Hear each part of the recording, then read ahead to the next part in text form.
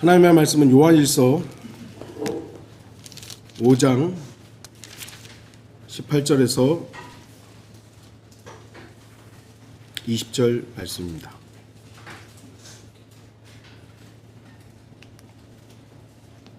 요한일서 5장 18절에서 20절 말씀입니다.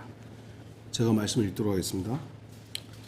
하나님께로부터 태어난 사람은 누구나 죄를 짓지 아니하는 줄을 우리가 아노라.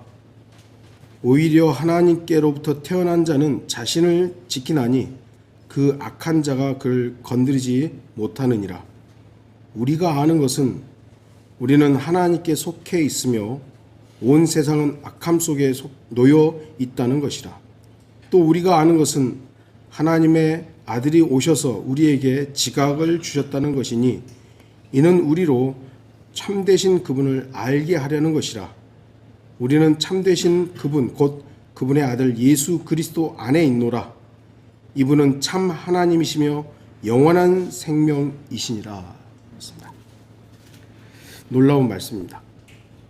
물론 교리적인 부분에서는 환란 시대에 적용되는 부분이 있습니다만 환란 시대에 적용된다고 해서 우리와는 무관한 내용은 분명히 아닙니다. 말씀의 제목은 우리가 아는 것.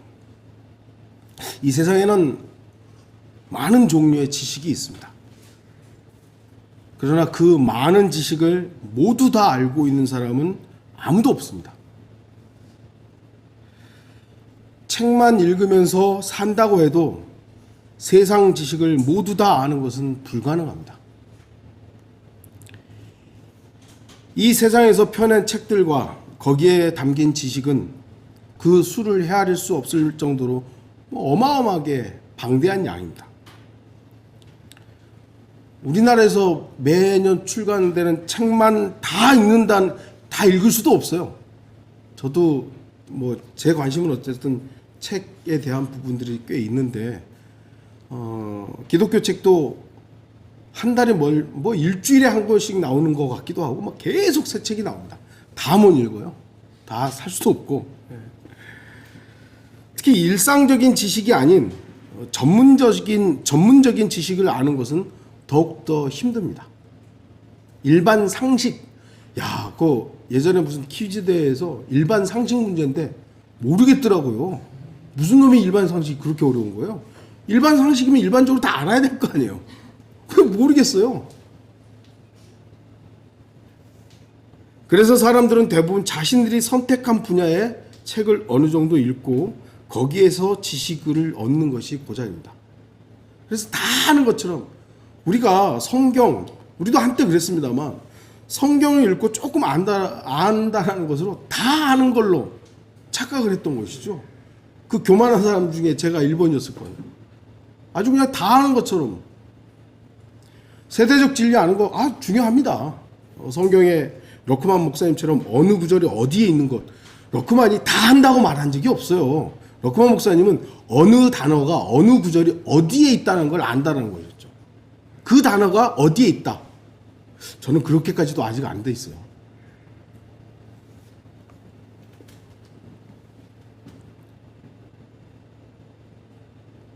그런데 분명한 것은 인간의 지식은 그 사람의 인생에 엄청난 영향을 끼친다는 것입니다. 무엇을 알고 있느냐에 따라서 그 사람의 삶이 달라져요. 행동이 달라져요. 무엇을 알고 있느냐. 공산주의를 알고 있는 사람은 공산주의 혁명을 할 거 아니에요.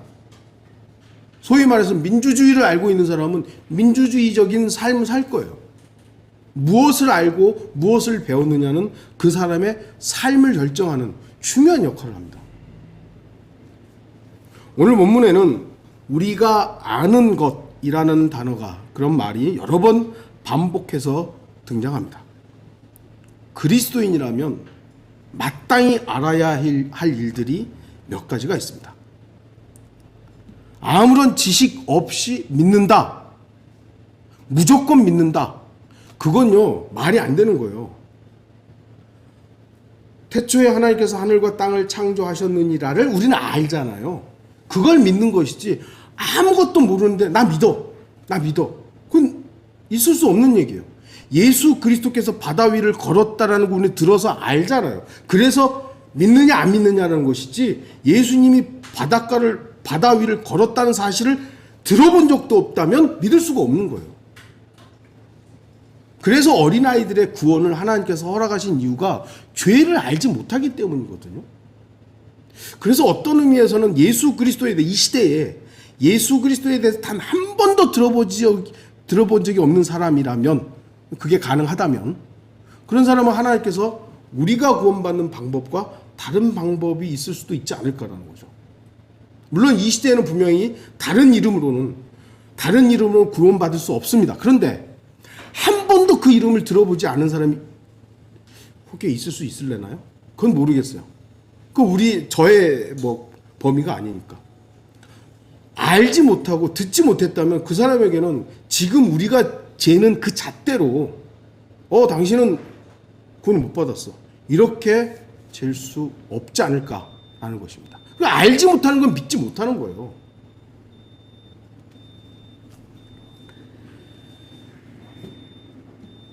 하나님의 말씀, 성경은 무엇이라고 말씀합니까? 20절 보면 우리가 아는 것은 하나님의 아들이 오셔서 우리에게 지각을 주셨다는 것입니다. 이 말씀은 사실입니다. 여러분이나 저는 모두 그리스도인이 되기 이전에, 거듭나기 이전에는 아무것도 알지 못하는 암흑 가운데 살았습니다. 빛이 없는 암흑 가운데서는 아무것도 분별할 수 없습니다. 시꺼먼, 그러니까 촛불이라도 조그맣게 있으면 그 주변이 보이지만 정말 빛 하나도 없는 암흑이라면 아무것도 분별할 수 없습니다. 우리는 그런 사람이었어요.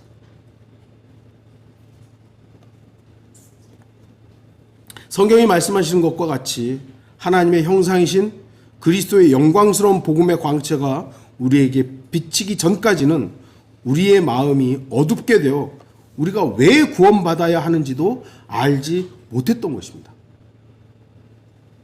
구원받지 못한 우리 앞에 놓인 하나님의 진노, 저주와 멸망도 사실은 우리는 정확하게 알지 못했던 것입니다.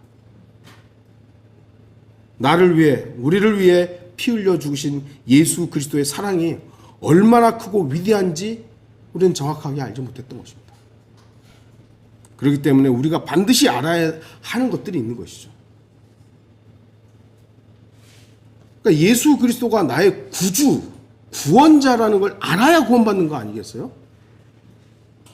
그런데 그 구주께서 무엇을 하셨는가 알아야 구원받는 거예요. 알아야 믿는 것이죠. 물론 안다고 아는 것 자체가 구원은 아니죠. 그러나 먼저 알아야 되는 거죠. 그래서 알아야 믿든지 말든지 하는 겁니다. 그래서 아는 것 무시하면 안 돼요.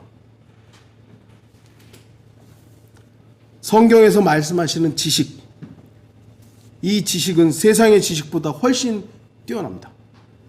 저도 요즘 워낙 방송이나 과학자들이 양자역학 해가지고 관심이 많아요. 그래서 좀 어떻게 하면 양자역학에 대해서 쉽게 설명하는 책이 있나 여러 번 찾아봤더니 초등학생들도 이해할 수 있는 양자역학 그런 게 있더라고요. 예, 그래서 만화로 돼 있어요. 또 잽싸게 샀죠. 이제 한번 읽어보려고. 아직 다 안 읽어봤는데 그래도 좀 어렵긴 하더라고요. 저는 초등학생보다 좀 낮은지 몰라도 세상 지식들이 있어요. 우리가 살아가는데 유용하게 써먹을 수 있는 세상 지식도 있습니다. 하지만 성경은 그 지식을 높게 평가하는 게 아닙니다. 성경에서 말씀하시는 지식은 이 세상의 지식이 아니라 예수 그리스도를 아는 것에 대한 것입니다. 이 지식, 곧 예수 그리스도를 아는 지식을 알지 못하게 하려고 마귀는 지금 이 순간에도 아주 최선을 다 발악을 하는 것입니다. 예수 그리스도에 대한, 예수 그리스도를 아는 그 지식에 이르지 못하도록 하기 위해서 마귀는 여러 가지 수단을 사용한다는 겁니다. 마귀는 이 세상의 신으로서 아무도 예수 그리스도를 아는 가장 고상한 지식을 소유하지 못하게 하려고 합니다. 여러분은 그 이유를 아시죠? 그것은 바로 예수 그리스도를 아는 지식이 죄악에 빠진 인간을 온전히 구원할 수 있기 때문입니다. 인간이 자신의 죄와 하나님의 심판과 예수 그리스도의 사랑에 대해서 알게 된다면 구원받게 됩니다. 자신이 죄인이라는 사실과 하나님의 진노가 반드시 임한다는 사실을 분명히 알고 있으면서도 안일하게 있을 사람은 없습니다. 모르니까 그러죠. 자신의 비참한 상황을 정확하게 알고 있는 사람이 있다면 틀림없이 내가 어떻게 구원받아야 합니까? 이렇게 물을 것입니다. 다시 한번 말씀드립니다.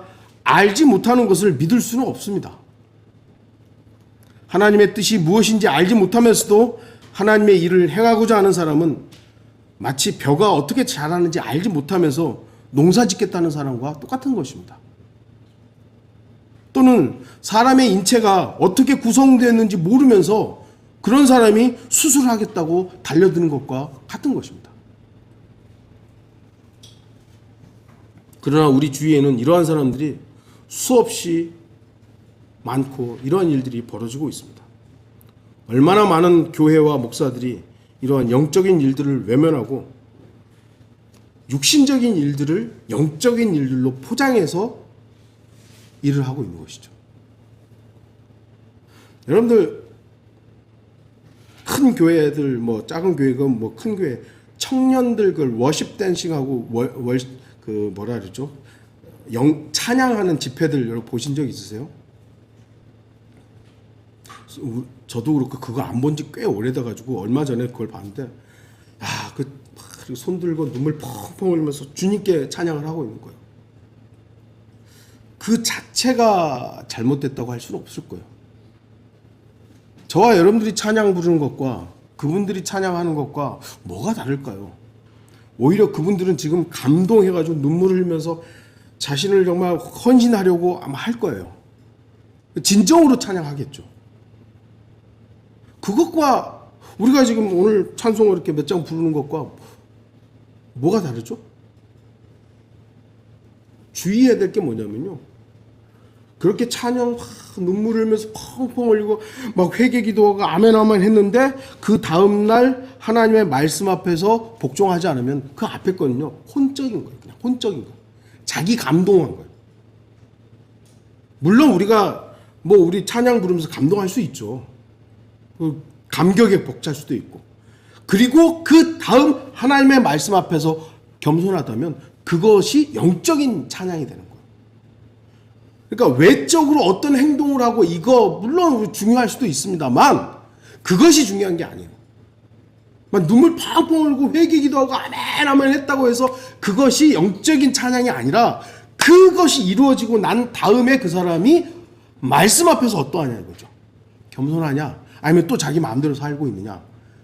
어제는 막 눈물 펑펑 흘리고 아멘 아멘 했는데 오늘 지 마음대로 산다. 그럼 어제는 그냥 자기 감정에 빠져 있는 거예요.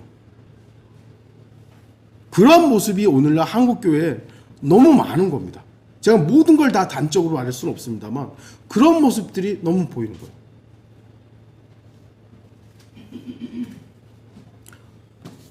교회가 학교나 사회단체나 그런 것으로 변질이 돼보는 거예요. 구세군은 이제 사회봉사단체가 됐지 예수 그리스도를 선언하고 예수 그리스도를 하고 있느냐 의문이 듭니다. 목사들은 세상 돌아가는 이야기를 강단에서 하고 있고 편협한 세상 지식을 주입시키고 있고 인간들이 만들어낸 철학 그리고 거짓된 과학을 선동하고 있고 인문적인 감동으로 그리스도인들을 영적으로 굶기고 있는 것이죠. 유명한 목사님들의 설교 저도 뭐 다 아는 건 아니지만 들어보면 너무 유익한 부분들이 있어요. 정말 좋은 설교 하시는 분들도 있고. 그런데 그런 분들을 배제하고 가만히 들어보면 이게 도대체 인문학 강의인지 세상 철학 얘기인지 정치적인 선동인지 구분이 안 가는 사람들이 너무 많은 거죠. 말씀에 대한 기근은 말씀에 대한 무지와 깊은 관계가 있습니다. 하나님의 말씀을 알지 못하기 때문에 하나님의 말씀을 존중하지 않은 거예요. 우리 주위에는 그리스도인이라고 하면서도 성경에는 전혀 관심 없는 사람들이 너무나 많습니다. 오늘날 우리는 일반적인 교회 다니는 사람들 이렇게 물어보잖아요. 성경 한 번이라도 읽어봤습니까? 하는 사람들은요, 예전에 비해서 확연히 줄어 있습니다. 그러니까 제가 어렸을 때만 해도 교회에서 계속 성경 같이 막 읽고 막 그런 운동들이 있어가지고 기본적으로 성경 일독은 기본적으로 막 많이 했었어요. 근데 요즘은요, 성경 1년에 한 번 읽었습니까? 하면요, 1년에 한 번이 뭐예요? 거의 안 읽는 사람들이 태반인 거예요. 그러니까 목사가 그 설교 시간에 성경으로 거짓말을 쳐도 모르는 거예요. 성경을 읽지도 않고 공부하지도 않는 사람들이 성경을 안다라는 건 불가능한 겁니다. 성경이 무엇이라고 말씀하시는지 실제로 아무것도 알지 못하면서 성경이 하나님의 말씀이라고 말하는 사람이 있다면 그는 위선자죠. 우리는 그리스도인으로서 성경이 왜 하나님의 말씀인지 알아야 합니다. 성경이 하나님의 말씀이라는 사실을 알기 위해서는 여러분들 성경이 하나님의 말씀이라고 믿으세요? 읽으세요?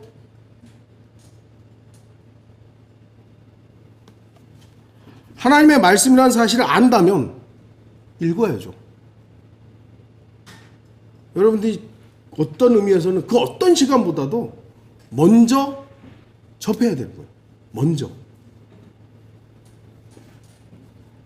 제가 24시간 내내 읽으라는 것도 아니고 하루에 한 번 몇 장이라도 안 읽으면 절대로 안 되고 꼭 의무적으로 그런 걸 말씀드리는 것이 아니라 여러분의 삶 가운데서 하나님의 말씀이 자연스럽게 내가 지금 접하고 있고 그 말씀이 나에게 하나님의 말씀으로서 내가 읽고 있느냐, 그걸 말씀드리는 거예요.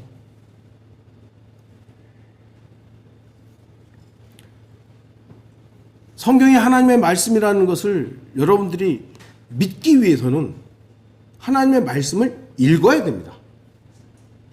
안 읽으면서 이거 하나님의 말씀이라고, 하나님의 말씀, 그건 좀 아니지 않습니까? 성경을 공부하고 성경에 있는 예언들을 알아야 성경이 틀림없이 하나님의 말씀이라는 사실을 믿을 수 있는 겁니다. 오늘날 많은 사람들이 성경을 안 믿는 이유가 뭐냐면 안 읽기 때문이에요. 안 읽기 때문에. 예전만큼 안 읽기 때문에. 지금 60대, 60대, 70대, 80대 되시는 노인들, 이제는 교회들에 노인들만 자꾸 앉아 있잖아요. 젊은 사람들은 자꾸 안 나오고. 왜 그러냐면 안 읽으니까요. 성경 안 읽으니까. 여러분은 성경이 하나님의 말씀이라는 사실을 알고 있습니까? 여러분은 그 사실을 믿습니까? 알지 못하는 것을 믿겠다는 것은 이방 종교에서나 요구하는 엉터리 신앙입니다. 하나님은 죄인이 주 예수 그리스도에 대해서 알고 믿기를 원하십니다. 요한복음 17장 3절, 영생은 이것이니 곧 사람들이 유일하시고 참 하나님이신 아버지와 아버지께서 보내신 예수 그리스도를 아는 것이옵니다. 아는 것이옵니다. 이처럼 우리의 신앙생활은 하나님의 말씀이신 주 예수 그리스도를 알지 못한다면 아무 소용이 없는 것입니다. 올바른 진리의 지식이 동반되지 않은 열심과 사랑과 헌신은 전혀 하나님을 기쁘시게 하지 못한다는 사실을 알아야 됩니다.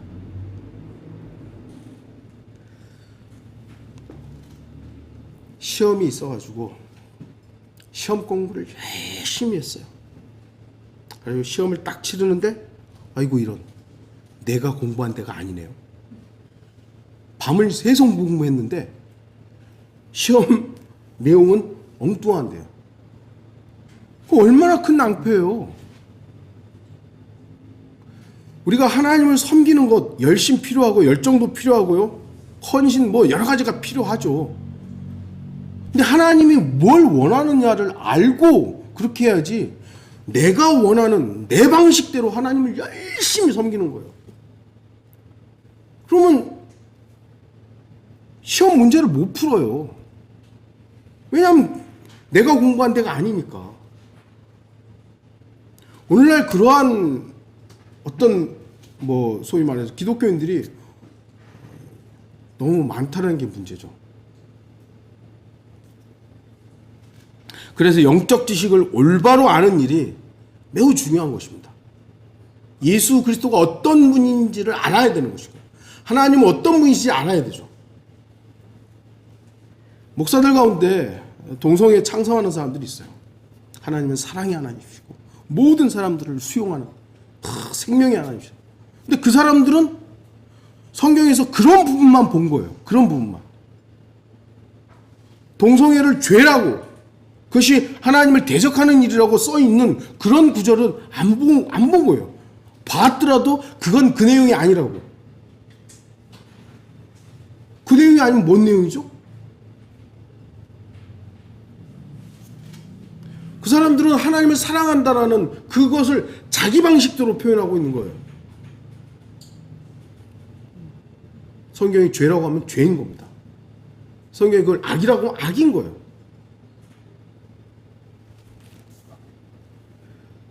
이러한 지식을 얻기 위해서 사도 바울은 자신이 지금까지 배웠던 모든 것에 대해, 당시의 기준으로 보면 사도 바울은 최고의 교육을 받은 사람이죠. 우리나라로 보면 서울대학교, 법대, 이런 데를 나오는 아주 최고 엘리트였던 것이죠. 그런데 그 지식들을 사도 바울은 배설물로 여겼던 것입니다. 말 그대로 똥으로 여겼던 것이죠. 사도 바울은 이 세상에서 가장 고상한 지식이 바로 자신을 구원하신 그리스도 예수 나의 주를 아는 지식이라고 고백을 합니다. 여러분은 이러한 최상의 지식을 소유하고 있습니까? 또한 이 최상의 지식을 소유하기 위해서 성경을 읽고 공부하고 있습니까? 이 세상에서 제일 무서운 사람이 책 한 권만 읽은 사람이래잖아요. 그 사람은 이길 수가 없어요. 여러분이 하나님의 말씀을 사랑하면 주님께서는 아무도 모르는 위대한 것들을 계시해 주십니다. 그러나 반대로 하나님의 말씀을 사랑하지 않는 자들에게는 하나님께서 아무것도 알려주지 않습니다. 다시 말씀드리지만 하나님의 말씀을 사랑하는 사람은 반드시 성경을 읽습니다. 연애 때를 한번 생각해보세요. 저도 우리 자매랑 연애할 때 하루라도 안 보면 너무 보고 싶은 거예요. 여러분들이 하나님의 말씀을 사랑하면 하루라도 안 보면 보고 싶은 게 정상 아닙니까?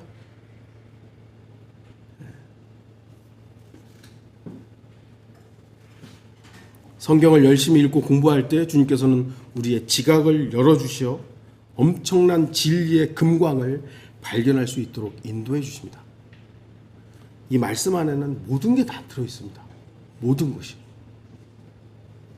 오늘 본문에는 우리가 아는 것에 대해서 세 가지를 말씀합니다. 첫째는 18절에서 하나님께로부터 태어난 사람은 죄를 짓지 않는다는 것입니다.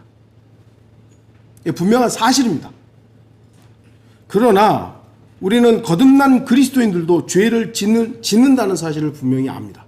그렇다면 성경이 틀린 겁니까? 하나님께로부터 태어난 사람은 새 사람이죠. 거듭난 새 사람이에요. 이 거듭난 새 사람은 죄를 지을 수 없어요. 그런데 우리의 옛사람은 죄를 짓는다는 게 문제죠. 이게 교리적으로 굉장히 중요한 부분입니다. 그래서 이걸 그러니까 교리적인 부분에서 나누지 못하고 거듭난 사람은 이제 죄를 짓지 않아야 되네?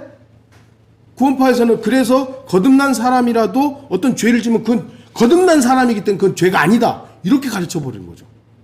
그게 죄가 아닌 게 아니고 죄예요, 죄. 사기를 치고 남의 물건 훔치면 그건 죄예요. 근데 거듭난 사람은 죄를 안 짓는다 그랬는데 그럼 그건 거듭난 사람이 한 짓은 그건 죄가 아니야. 이렇게 돼버리는 이상한 교리가 나와버린 거죠. 하나님께로부터 태어난 사람은 새 사람이에요. 이 새 사람은 죄를 지을 수도 없어요. 왜요? 이제 죄의 문제를 예수 그리스도께서 모두 다 끝내버린, 제거해버린 사람이기 때문이죠. 그래 다시 말씀드리지만 이 옛사람, 몸을 입고 있는 이 옛사람은 죄를 짓는다는 거죠. 그래서 요한일서 1장에서는 자백하라고 하는 거잖아요.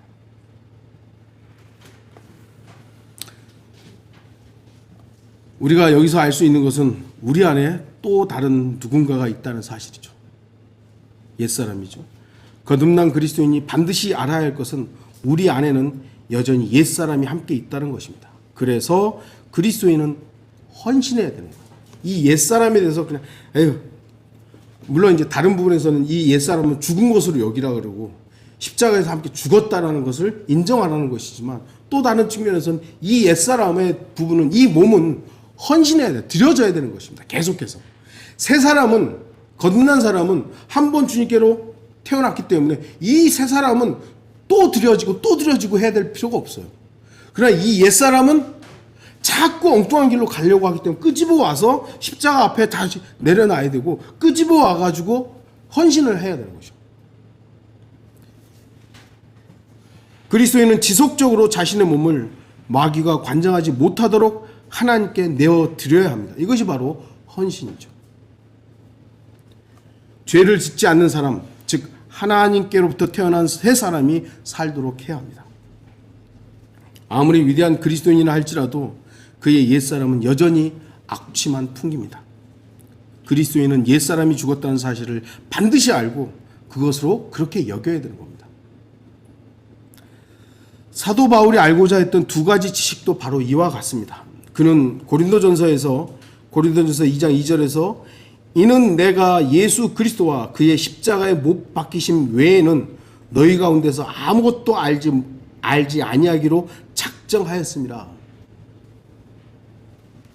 이 구절에 의하면 사도 바울은 두 가지 것만 알고자 작정했습니다.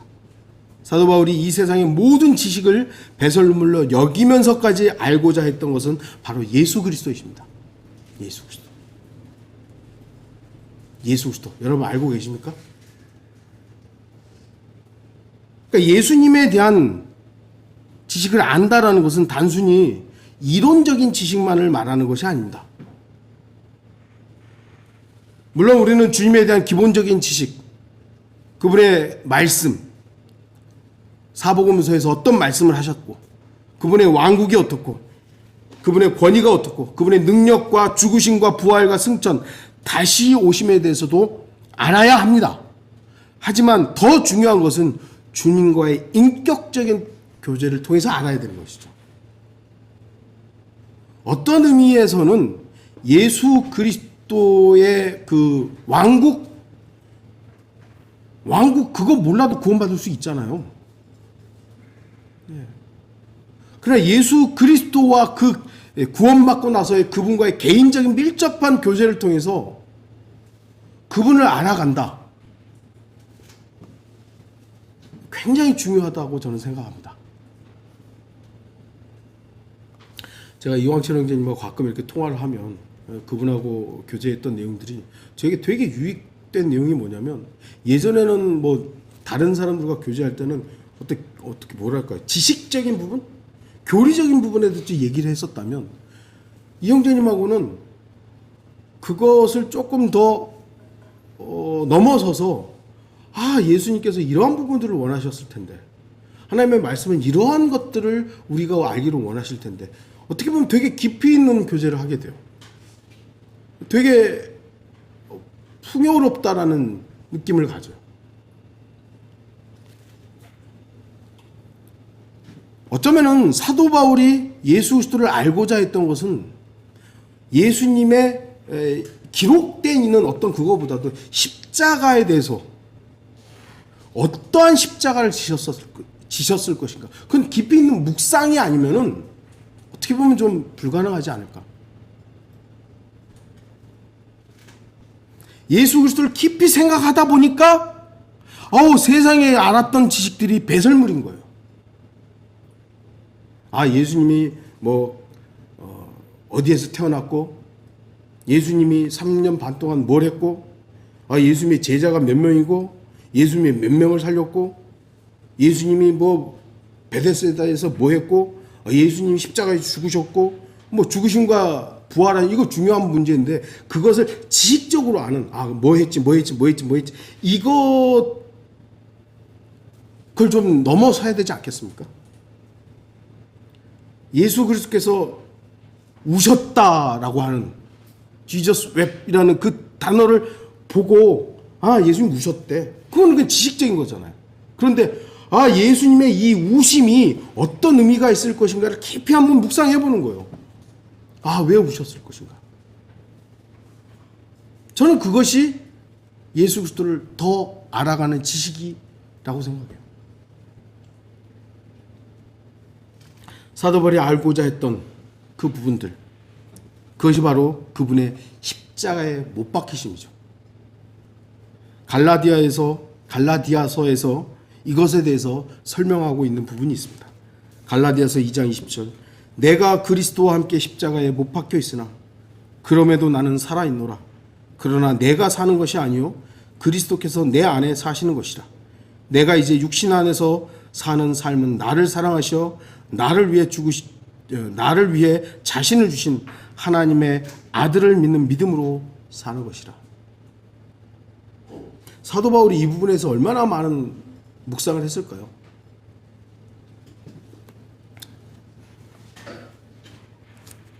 내가 십자가에서 죽었다, 예수 그리스도와 함께 죽었다라는 걸 인정하는 것은요, 지식적인 부분보다도 저와 여러분의 의지의 선택에 달린 것입니다.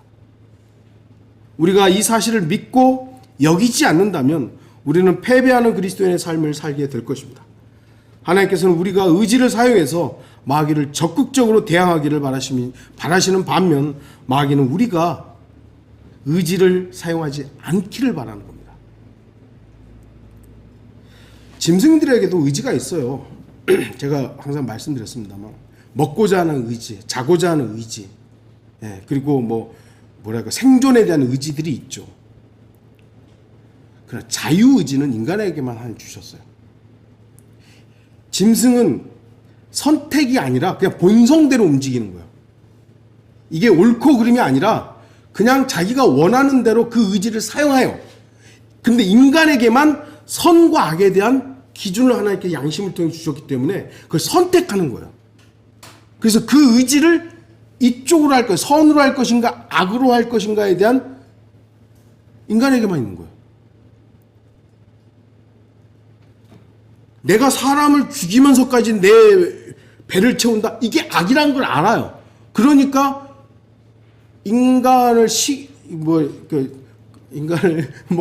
그게 죄라는 걸 다 알잖아요. 다 알아. 근데 그 짓을 하면 그건 범죄가 되는 거예요. 범죄가 되는 거예요. 그래서 하나님께서는 우리에게 네가 십자가에 죽었다는 것, 예수 그리스도와 함께 십자가에 죽었다는 것을 알려주셨죠. 근데 이제 그 삶을 사느냐 안 사느냐, 이것은 저와 여러분들의 의지로 결정하게끔 하나님께서 요청하시는 겁니다. 자동적으로 되는 게 아니에요. 자동적으로 되는 게 아니에요.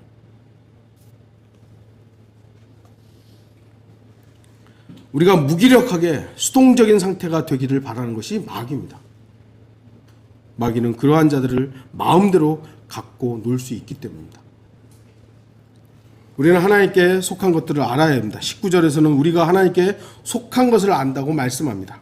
그리스도인들은 분명히 자신이 그리스도께 속했음을 알아야 됩니다. 여러분들 예수 그리스도께 속해 있습니까?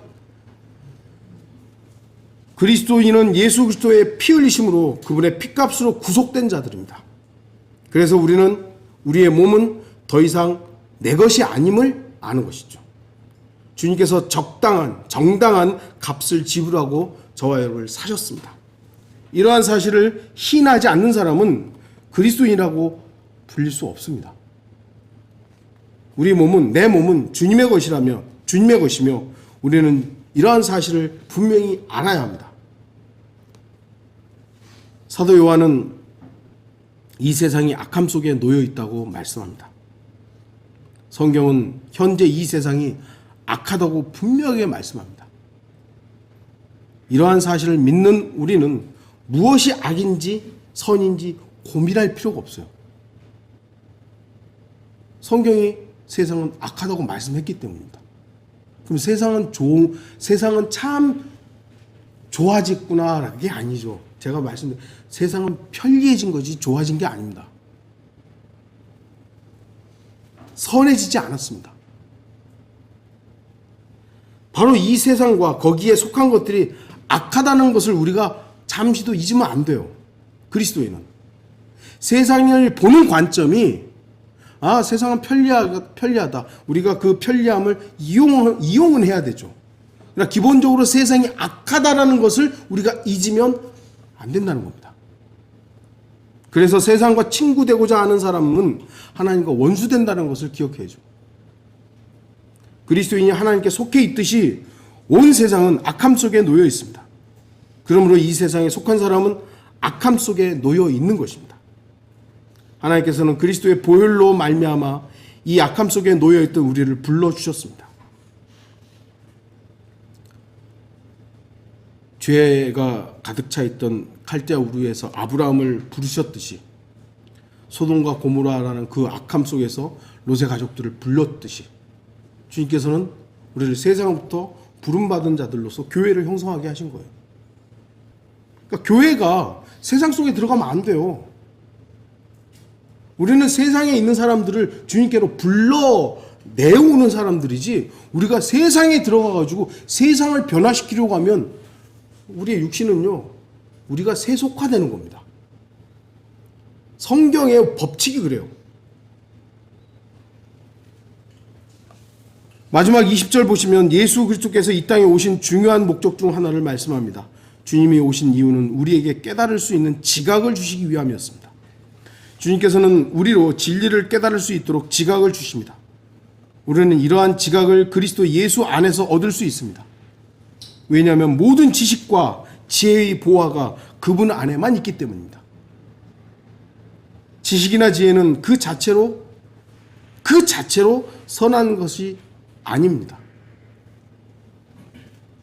아담과 이브가 얻었던 지식과 솔로몬이 소유했던 지혜는 그 자체로 선한 것은 아닙니다. 철학이란 말이 어떤 말이죠? 지혜를 사랑한다라는 말입니다. 그렇지만 그 철학은 하나님을 아는 지식과는 전혀 상관없는 것입니다. 하나님이 없는 지식은 악한 겁니다. 로마서 1장 28절 뿐만 아니라 그들은 자기들의 지식 가운데 하나님 두기를 싫어하니 하나님께서 그들을 버림받은 마음에 내버려 두시어 온당치 아니한 일을 하게 하셨도다. 아까도 제가 잠깐 말씀드렸지만 동성애를 찬성하는 목사들은 자기가 볼 때는 하나님의 말씀에서 성경에서 하나님은 동성애를 미워하거나 저주하지 않았다고 보고 있는 것이죠. 자기 지식 가운데 하나님을 배제한 거예요. 그리고 자기 지식으로 하나님은 이런 분이라는 어떤 프레임을 딱 만든 것이죠. 세상 사람들 볼 때는 편협하지 않고 하나님을 저렇게 사랑의 하나님으로 묘사하고 있구나. 이렇게 평가받을 수는 있지만 하나님의 입장에서는 그건 악이에요. 죄의 악을 동조하는 악이에요.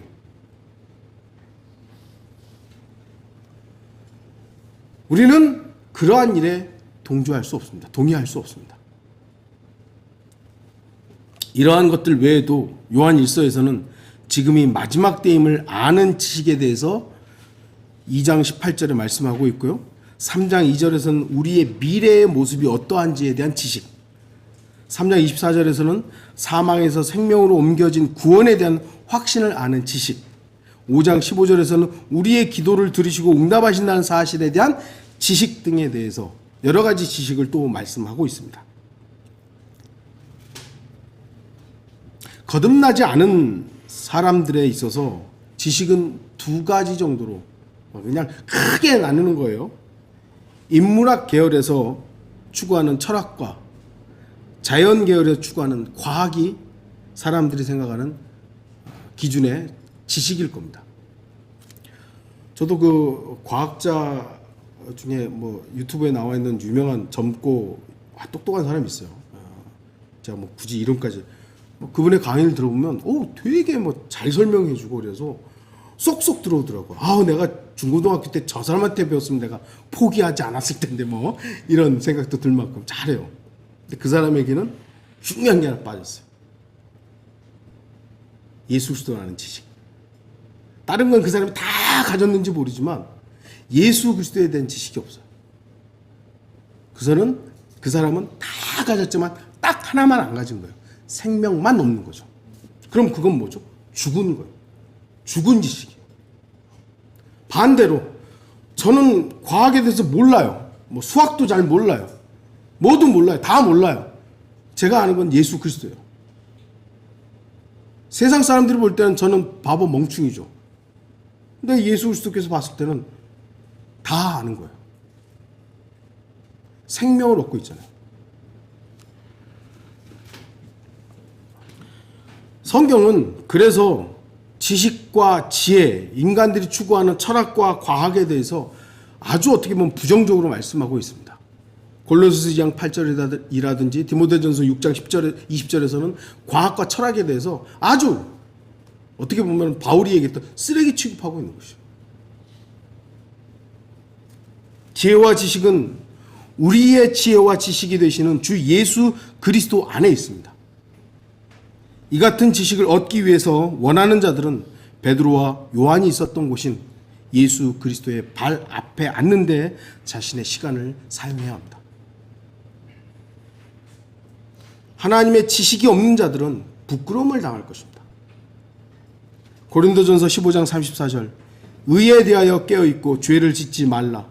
어떤 자들에게는 하나님의 지식이 없기에 내가 너희를 부끄럽게 하려고 이 말을 하노라. 하나님에 대한 지식이 없는 사람들에게 너희 부끄러움 당해야 된다라고 하는 것이죠. 그러므로 그리스도인은 힘써서 지식을 알고자 노력해야 합니다.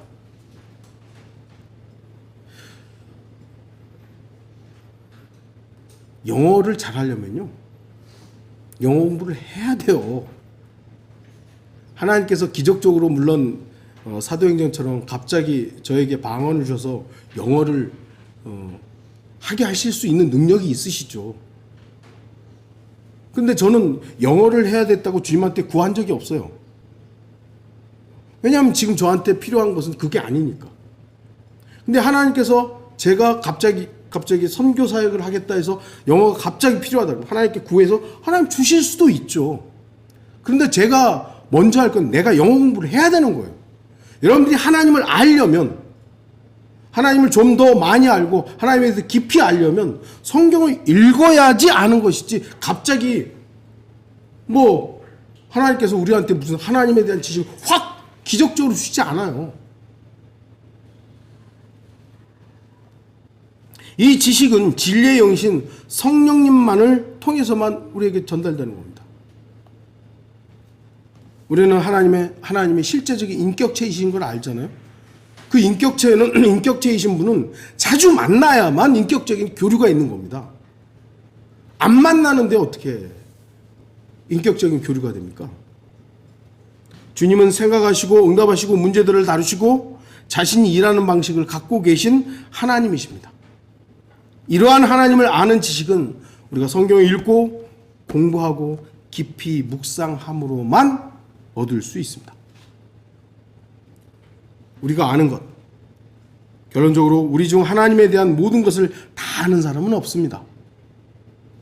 우리가 단지 성경에 뭐 이제 세대적 진리를 공부하고 또 저와 여러분 가운데는 성경을 많이 읽는 분들도 있으니까 읽음으로 인해서 부분을 아는 것이에요. 아까도 말씀드렸듯이 러크만이 성경을 다 아는 것도 아니었고, 왜냐하면 그분 스스로가 소선지서들 부분에서 모르기 때문에 주석서를 안 쓰신 거잖아요.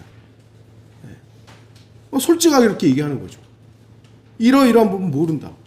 예전에는 칼빈을 되게 욕할 때 뭐였냐면, 칼빈은 요한계시록을 주석을 안 남겼거든요. 다른 건 다 남겼는데 요한계시록 주석서를 안 남겼어요. 그래서 좀 비아냥거렸었는데, 그분은 솔직하게 자기 요한계시록 모른다고 해서 안 쓴 거예요. 그게 정직한 거죠, 이렇게 보면. 저도 이제 칼빈에도 좀 많이 좀 안 좋게 평가를 했었습니다만, 예. 모르는 건 모르는 거예요, 그냥. 우리는 성경을 다 알지 못해요. 오늘날 소위 말하는 성경대로 믿는 사람들이 킹제임 성경을 들고 있다는 이유만으로 성경을 다 아는 것처럼 하는 것은 지극히 말씀 앞에서 교만한 겁니다. 우리는 다 몰라요. 하나님께서 알려주신 거에 대해서만 우리가 겸손하게 그 말씀을 아는 것이죠. 하지만 지상에서 우리가 우리의 가장 가까운 친구들을 알듯이 하나님을 알 수 있어야 하는 것입니다. 저도 어렸을 때부터 친구, 여러분 기억나시는 친구 있잖아요. 제가 말했던 그 친구는요, 지금도 전화를 가끔 하면은 옛날 야 임마 그냥 막 대해요. 그래도 아무렇지가 않은 거예요. 그 녀석이 저한테 야 이놈아 해도 왜? 친구니까, 아니까. 내가 어렸을 때부터 그 친구와 내가 나눴던 대화가 있고 깊이 있는 내 단점 다 알죠. 나도 그 친구 단점 다 알죠. 이런 친구로서의 알미 있기 때문에 막 욕을 해도, 만약에 내가 모르는 사람이 나한테 그런 욕을 해봐요. 어떻게 하겠어요? 네가 뭔데 나한테 욕을 해? 막 이럴 거 아니에요. 그런데 그 녀석은 저한테 욕을 해도 그래 임마 나도 욕하는 거죠. 같이. 그게 알의 단계에 있어서 그런 겁니다. 내가 아내를 아는 것. 제가 지난주에도 말씀드렸듯이 그냥 내가 그 사람에 대해서 이 사람이 몇 년도에 태어났고 몇 년도에 어쩌고저쩌고 그런 걸 아는 것이 아니라 아내로서 한 몸으로서 아는 것과 내 자식으로서 아는 것과 다른 거잖아요. 예수 그리스도를 아는 것에 대해서 우리는 어떤 알을 가지고 있는 것인가? 우리는 주님을 구주로 아는 것 이상으로 친밀하게 알아야 하며 또 그렇게 할 수 있습니다. 우리는 주님이 좋아하시는 것과 싫어하는 것에 대해서 알아야 합니다. 우리는 과학과 철학과 세상 지혜에 대해 주님이 취하신 태도를 알아야 합니다. 우리는 예수 그리스도를 영접한 사람들의 미래와 거절한 사람들의 미래에 대해서도 알아야 합니다. 이러한 지식은 이 세상이 멸망당할 때 우리를 지켜줄 것이며 그리스도의 심판석에서 칭찬 들을 수 있도록 인도해 줄 것입니다. 이러한 지식들은 하나님께서 영감으로 기록하시고 섭리로 보존하신 성경을 통해서 알게 되는 것입니다. 하나님의 말씀의 권위를 무시하여 인간의 지식으로 뜯어고친 성서들이 아니라 오직 바른 성경만이 우리를 참된 진리의 지식 가운데로 인도할 수 있을 것입니다. 저와 여러분들은 하나님의 바른 말씀에 대한 자세가 흐트러지지는 말아야 됩니다. 하나님의 말씀에 대한 권위와 그 말씀을 존중하고 사랑하는 자세가 흐트러지지는 않아야 돼요. 그렇다고 해서 우리가 모든 걸 판결할 수 있는 재판관이 되어서는 안 됩니다. 그 일은 하나님께서 하시는 거예요. 하나님께서는 우리가 진리의 지식 가운데서 자라가기를 원하십니다. 이 지식은 우리로 하여금 올바로 하나님을 섬기게 하기 때문입니다. 이 지식은 우리로 하여금 확신 가운데 하나님의 약속을 붙잡게 합니다. 이 지식은 우리로 주님을 더욱 사랑하게 합니다. 베드로후서 1장 8절 이런 것들이 너희 안에 있어 풍성해지면 그것들이 너희로 우리 주 예수 그리스도에 대한 지식에 관한 한 게으르거나 열매 없는 자가 되지 않게 할 것이라 그랬습니다. 여러분들 우리가 아는 것 여러 가지 알 수 있습니다만 다 모릅니다. 그러나 유일하게 알아야 될 것은 예수 그리스도십니다. 예수 그리스도. 여러분들이 예수 그리스도를 지금 얼마만큼 안다라고 지식적인 부분으로 나 예수님 뭐 했고 이거 물론 그것도 알아야 되죠. 그러나 예수 그리스도와 인격적인 그분의 인격체시니까요. 인격적인 교제를 통해 알기를 바랍니다. 저 역시도 그 부분을 조금 더 묵상해야 되는 것이고 이 교회가 베델 독립침례교회가 다른 무엇보다도 이 교회는 예수 그리스도를 아는 데 있어서 최우선의 위치에 두었구나. 그러한 칭찬을 듣는 교회가 되기를 바랍니다. 다 같이 기도하시겠습니다.